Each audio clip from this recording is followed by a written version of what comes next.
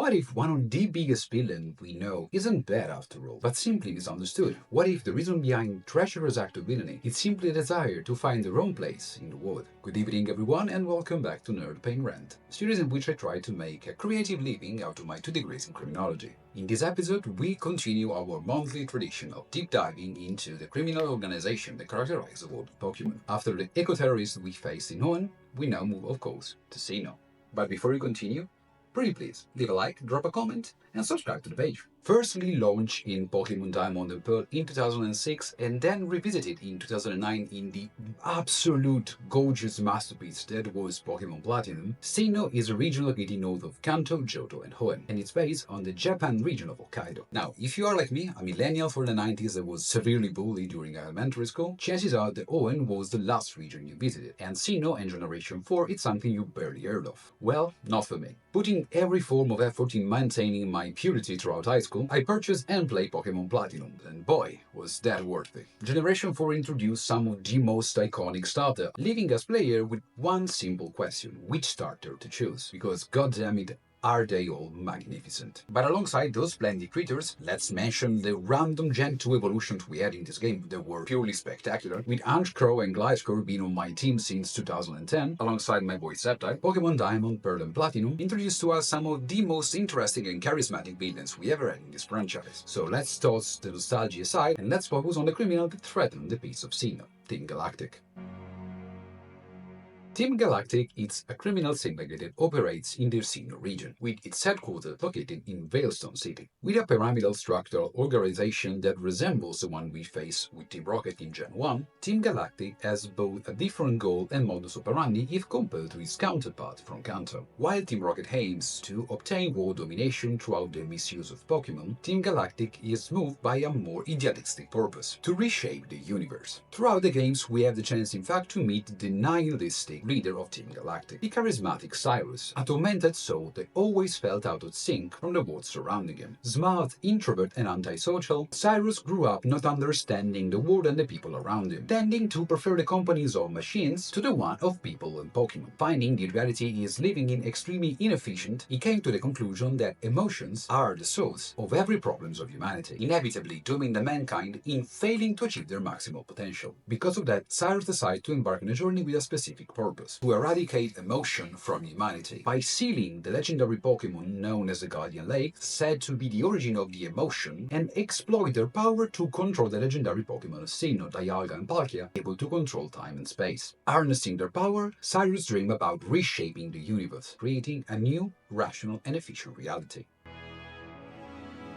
How do we approach such a team with an idealistic principle from a criminological perspective? The nihilistic matrix of Cyrus' action and misconduct represent a very unique point of view, an interesting starting point to analyze his crimes throughout the game series. Because how do you understand criminals' motivation if the perpetrator itself believes that nothing actually matters? The academia doesn't fail us here, allowing us to understand the criminal path of Cyrus thanks to what is called the Existential Criminology. The Existential Criminology is a branch of criminology approaches that focus on the subjective and individual experience of crime. This perspective places the human agency, the individual's freedom and ability to make a decision, at the center of the understanding of both the criminal action and their responses to crime. In particular, the existential criminology emphasizes the aspect of the free will of the criminal perpetrator, considering him not simply a passive actor pushed by the pressure of society, but as an active participant in his own life, able to make his own decision and able to act accordingly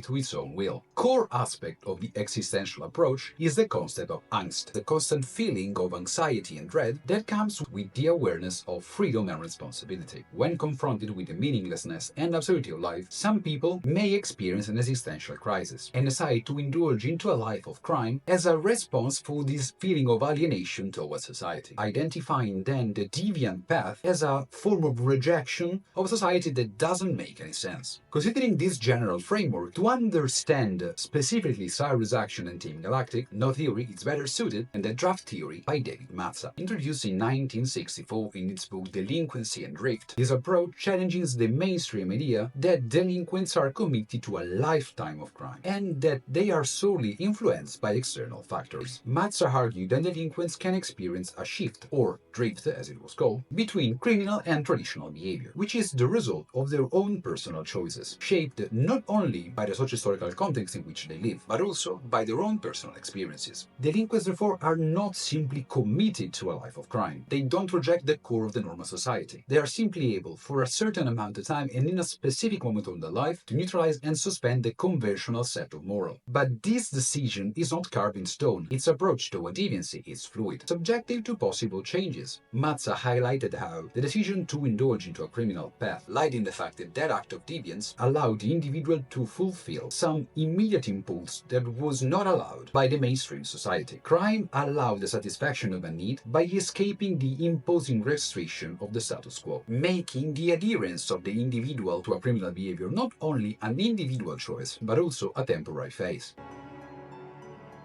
How does this paradigm apply to the case study of Cyrus and Team Galactic? The first encounter with Team Galactic is extremely basic, following the same pattern we have in every Pokemon game. A couple of low-rank operatives are bullying you and your friends, threatening to steal your Pokédex, etc, etc. But after the encounter with Cyrus on Mount Garnet and the conversation about the fragility of the human spirit, Team Galactic become way more decisive. The criminal organization raises the bar, initiating its grandiose master plan, with a primary focus on obtaining and seizing the mythical Pokemon as self-mastered Yuxi, said to be the embodiment of emotion, knowledge, and willpower. To capture and control the three Pokemon, Team Galactic start a campaign of mass bombing throughout the Sinnoh region, using their own personal device to create what is called the Galactic Bomb, a device able to create explosions so big and powerful to be mistaken as earthquakes. They then proceed in a series of activity that we can clearly identify as terrorism, with a tiny bit of illegal poaching, animal cruelty, animal abuse, and illegal experimentation. I almost forgot about the fact that at some point throughout the game, you meet a Grunt that stated he has a bomb on him, a threat to blow himself up. Once obtained the control of three legendary Pokemon, Cyrus is able to seize and manipulate the island Palkia, the embodiment of time and space, and it gets close to the realization of its end goal, reshaping the universe to create a new one, more rational and more efficient. Now, according to the version you played, the ending is different. If you play Diamond and Pearl, Cyrus is one step for the realization of the master plan, but you as a player defeat him and that's it. Get arrested. But if you play Pokemon Platinum, the disturbance in time and space awakens Giratina, the renegade Pokemon, which is basically the Satan of the Pokemon world, that drags Cyrus in its own distortion world that, due to the fact that it's completely empty, Cyrus finds more appealing to him and decides to stay there.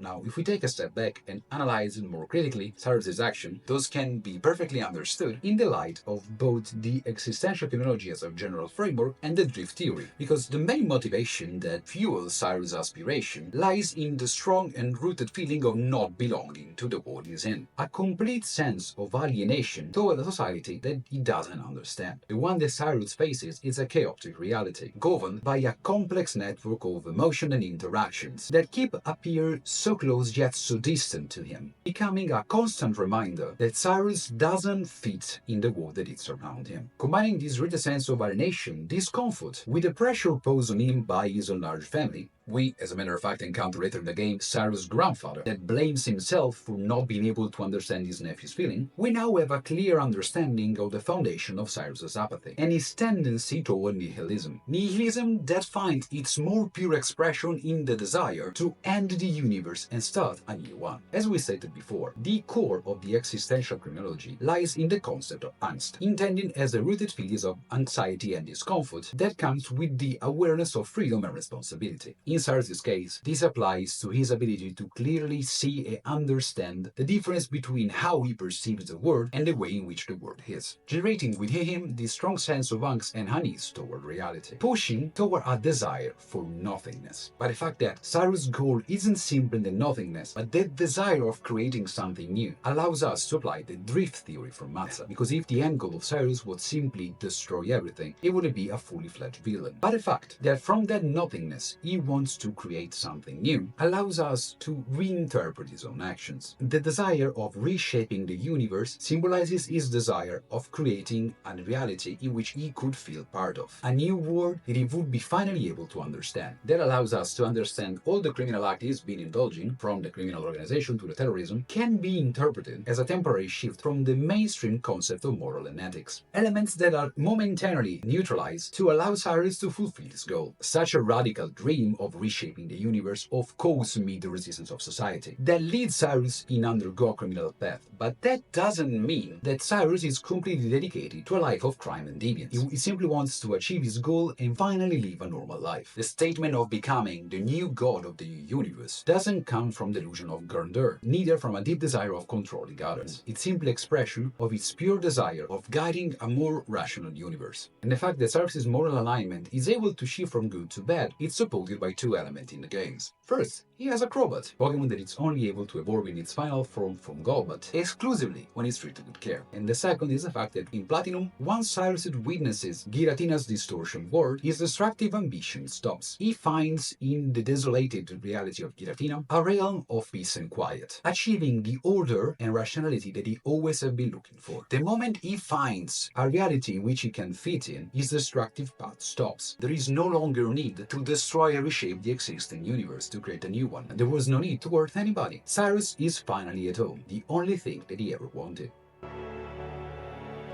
And now you have it. You know a little bit more about criminology than 10 minutes ago. And the next time somebody asked you why were you crying while you played Pokemon Platinum, you can always go, I'm actually deep diving into the emotional and psychological evolution of a character that felt rejected by society, that underwent a criminal path to give sense to the chaotic world around him. But what do you think? Do you think this existential criminology and the draft theory apply well to the case study of Team Galactic and Cyrus, or other theory could have been applied? Please let me know in the comments down below. And if you enjoyed this episode, what we have been doing so far, and want to support me in this channel, please don't forget to leave a like, maybe drop a comment, and subscribe to the notification bell. Moreover, if you want to hear me ranting and screaming on a semi-daily basis, don't forget also to check the other social media accounts. Well, thanks again for joining me today, and up until next time, have a nice rest of the evening.